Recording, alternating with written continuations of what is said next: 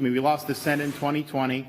Biden becomes president and has done a huge amount of damage. I think the party has developed a culture of losing. I think that there's not accountability.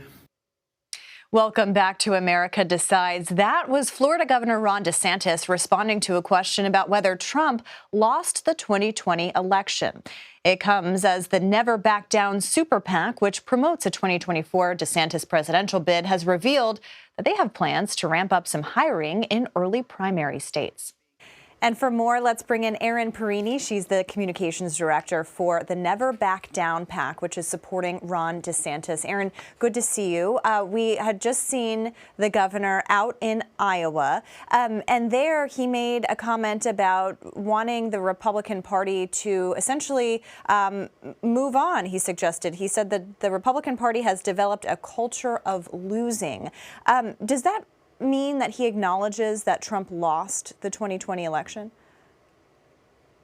It certainly acknowledges the reality that Republicans have not been winning elections across the board. We have Joe Biden in the White House because Republicans lost. But we did see Republicans beat back that losing streak a little bit and bring back the House, but we've lost the Senate. If Republicans want to win in 2024, it's very clear what needs to happen. And we're seeing it in the national head-to-heads here, which you see where DeSantis beats Biden and Biden beats Trump. If Republicans want to win in 24, their best chance to do that is with Ron DeSantis. And that's why this super PAC exists. That's why Never Back Down. This grassroots movement is growing to get Ron DeSantis in the race. We hope he does, because we know he would be a formidable candidate on the Republican side to win the White House. And Erin, speaking of some of those polls, you mentioned those head-to-head matchups, but also when you look at the polls, Donald Trump has maintained a lead pretty much this whole time. Obviously, it's early. Obviously, things will change. But how do you see DeSantis cutting into that lead? Well, there are a couple of things to look at, right? Right now, Ron DeSantis is not an announced candidate for president, but it is very clear, should he get in the race, this would be a two-man race for the Republican nomination. And look at Iowa just over the weekend. You talked about it a little bit. 37 legislators stepped up, the largest in modern political history, and endorsed him before he had even announced a potential candidacy on the Republican side. That is showing a grassroots movement, an underpinning in the party, in the base of the party, that's saying we want a different direction for our party, one that can win. Ron DeSantis has never lost an election or a fight, and you're starting to see that more people are coming out to say, hey, it's a safe space to come and be part of this grassroots movement to get Ron DeSantis in this race. And I do want to get to some of the policy in a moment, just going kind of back to the strategy here. You know, DeSantis has been criticized from some Republicans within Florida for not doing that kind of outreach that candidates typically do, for not having that kind of one-on-one interaction or, you know, showing, you know, the traditional signs of trying to court support.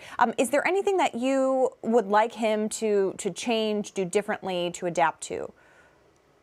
Well, again, Governor DeSantis is not an announced candidate, so he can't be asking for endorsements for a race he isn't in. But I can tell you, I was in Iowa this weekend with the governor as he was out there shaking hands, working the room, connecting with voters, connecting with Iowans across the state.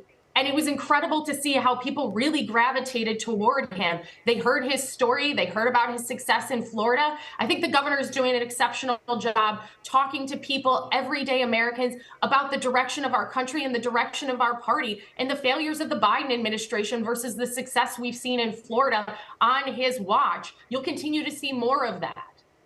And just to pick up on that last point, Ron DeSantis did sign a 6-week abortion ban into law in Florida. Is that something that he wants to see implemented at the federal level? I certainly can't speak to that directly, but what I can show you are 2 states where you have seen that there was election victory after protecting life.